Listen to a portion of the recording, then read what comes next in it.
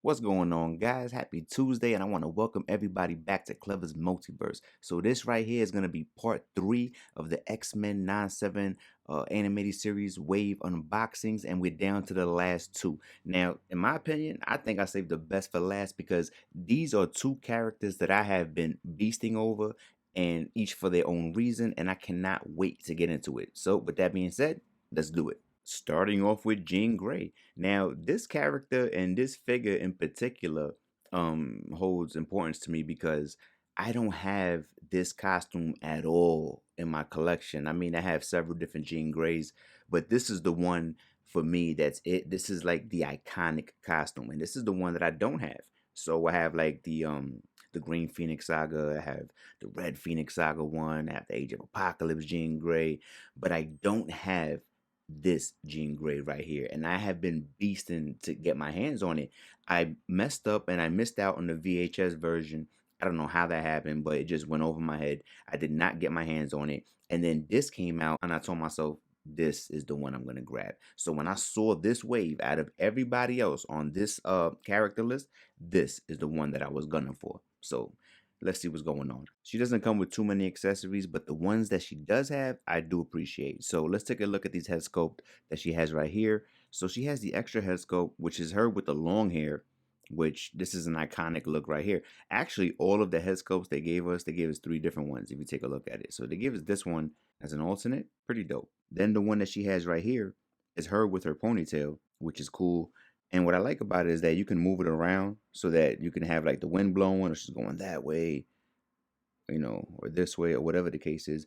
But they even have it that you could even pop it out and have it like it's inside the costume on the back piece and have it like that. So that's why I say they give us like three head sculpts, even though they only gave us two, because this little pin in the back makes a big difference to me when it's like this. Jean Grey also comes with two pairs of hands. So we have one hand that's like kind of open, kind of like, want to do something right here. She has one closed fist, which will be the right hand. So I'm guessing she's right-handed.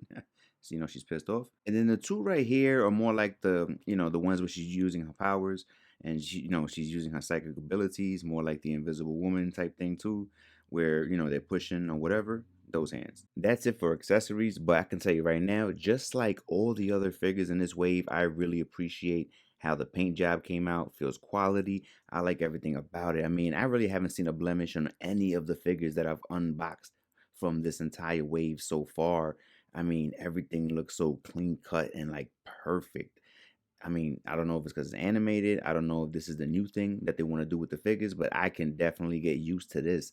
I mean, everywhere. There used to be like so many points where there would be paint blotches or there would be areas where, something didn't go right. It was a streak or, I haven't found that in these waves. And yo, not for nothing. I don't know. It just looks so perfect. All the figures that came out from this wave are like this. The joints on this figure are crisp. It doesn't feel like anything's out of place. It's not giving me a hard time.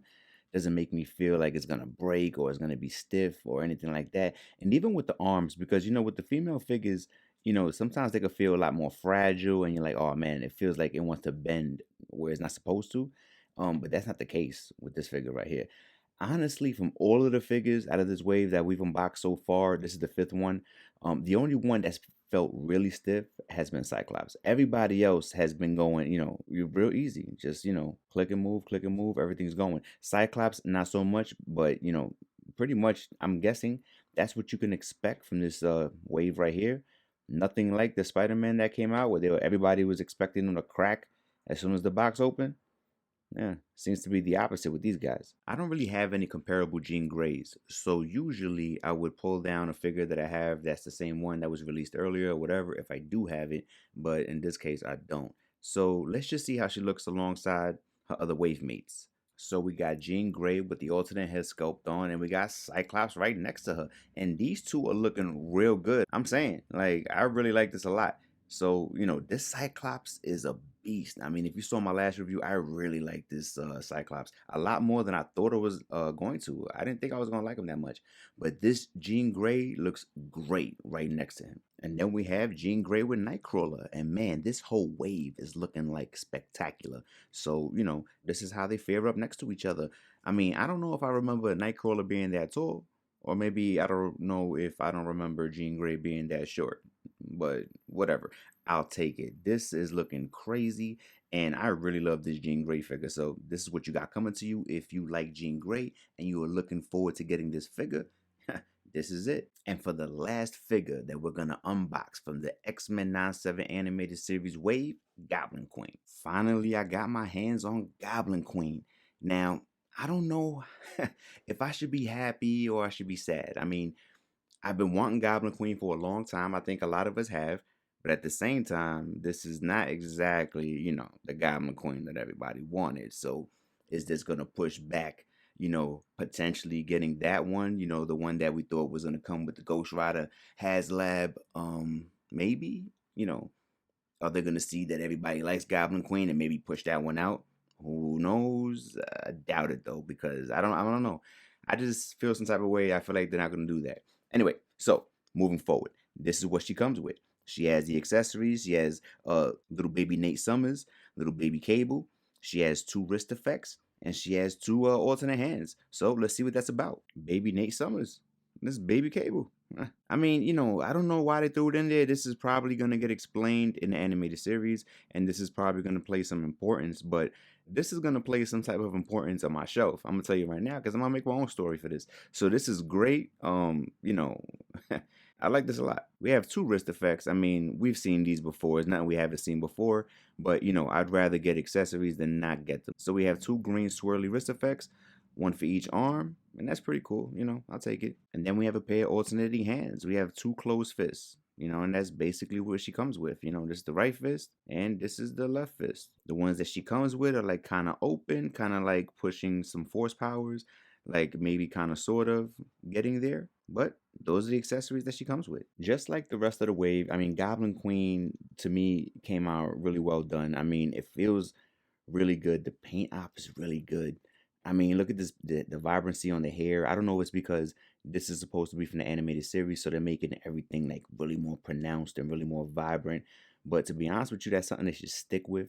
The joints move well, not having a problem at all, even though the arms are usually skinnier for a female character, not a problem. She does kind of have like this pinkish or like rose hue to her. And her face is kind of different than Jean Grey's also because she's supposed to be the clone. So I don't know if I remember that being the case because look at Jean Grey. So Jean Grey's face is more streamlined when hers is more like plump. And also that, skin complexion is totally different. I don't know if I remember that being the case. She was the clone and she was close enough to full Cyclops, right? And that's how Baby Cable came. So yeah. What's up with that? One thing that I do not like about this figure, this cape is supremely heavy. I mean, the way I had to pose her was because I had to angle it so that the cape could take some of the hit with it because it is so heavy. I mean, I don't know how many poses I'm going to be able to get her into. Plus, to top it off, anytime you have these going on with female characters when they have the heels, oh man, that's just a nightmare. You know how hard it is. I have the Mary Janes like this and the Gwen Stacy. And oh man, those suck. Like there's only like 2 or 3 poses and they're all just like standing straight that you could really get them into. Then if you add the fact that you're adding weight to it, right? So you have the heels, you have the small foot, you already have the imbalance, she's already top heavy. Then you're gonna add this cape to it, which is gonna pull it back even more, which means you gotta crouch them forward.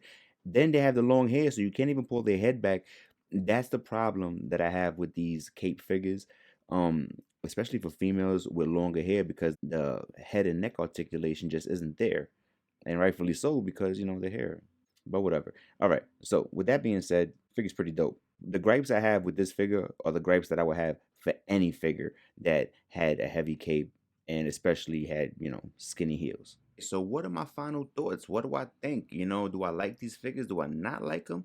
Well, I can tell you right now, I like both of these figures once again. I mean, this whole entire wave to me has been a hit. I mean, I really like them. Even the ones that I was thinking like, I don't really need this, I like them all 6 of them. I really have no complaints with these 2 figures right here. I really needed Jean Grey. She was somebody that completed a part of the X-Men for me that I have not been able to, not with that costume. So now I feel like I completed something, even though I really haven't. You know how it is. But, I kind of feel like I did. And then we got the Goblin Queen, which is going to open up a whole new level for me because now I can set a stage and do different things just because she's here. This is great. I really like both of these figures. I really do. I feel like I'm should get paid or sponsored, but I really think if you don't have these figures, you should go get them. If you already have Jean Grey, I don't really know how she compares to the other ones that have that similar costume, and that will be on you. But for me, I needed both of these, and that's what it is. I'm glad I got them. And with that being said, I want to thank you for stopping my Clever's Multiverse. That was part 3 of the X-Men 97 animated series Wave 2, and I'm glad that I was able to share that with you. I have a lot of things coming up, and I hope you stick around and come back to share more. Until next time, peace.